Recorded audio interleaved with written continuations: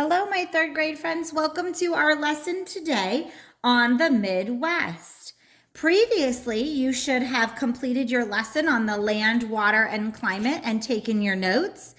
And you should have also watched the video lesson on the products and natural resources.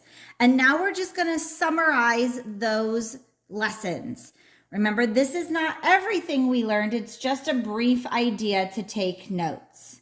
So let's start with the products. What kinds of things do we get from the Midwest? Well, first, we talked about that there is that corn belt in the Midwest where we get a lot of our corn from. And from that corn, we get corn syrup, which is used in lots of our food. Glue uses corn. Soap uses corn, and paint uses part of the corn in its products. So we have a couple different products that we get from the Midwest Corn Belt. We also talked about that there is the wheat belt in the Midwest, and from that wheat, we get flour, which is used in our cooking. We get pasta and cakes and cereal and bread. And because we get so many different wheat products, this is considered America's breadbasket. The Midwest is what we call America's breadbasket because we get lots of bread ingredients and bread products out of the Midwest. We also talked about the dairy belt. And out of the dairy belt, we get our milks and our cheeses and our butters. So that dairy belt area with the dairy cows, we get the milk, cheeses, and butters.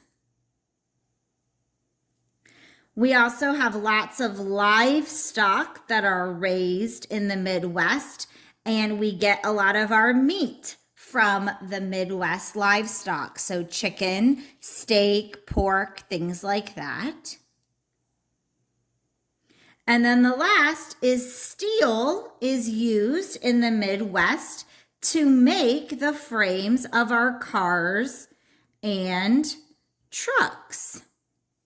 And Detroit is known as Motor City. I'm going to even put Detroit here by this, because that is where many of our cars and trucks come from.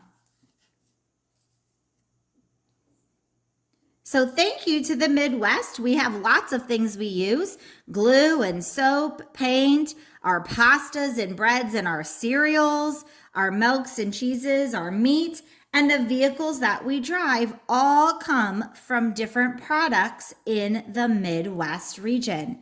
So the Midwest is very important to our lives. All right, let's also go ahead now and talk about those natural resources, those resources that come from the earth or are natural. The Midwest's number one natural resource is the soil. Those central plains, which we've talked about, are known as the best soil on earth. And that is why we have all of those belts, the corn belt, the wheat belt, and the dairy belt, because we're able to grow so many crops and have all of that grass and grains for our dairy cows and for our chickens.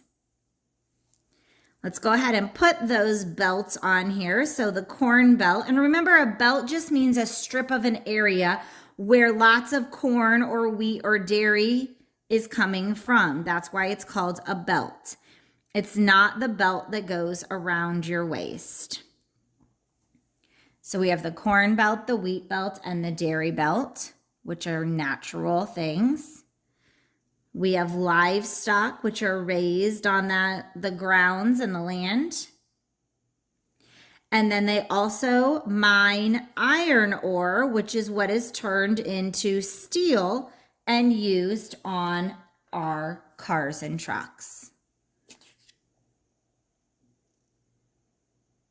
So we've got our soil, which is that central plain. It's the best soil on earth. The corn belt, the wheat belt, the dairy belt, livestock, and the iron ore and steel are all coming from the Midwest region. All right, well, that is our products and natural resources. The next time I see you, we're going to talk about the landmarks and the culture of the Midwest.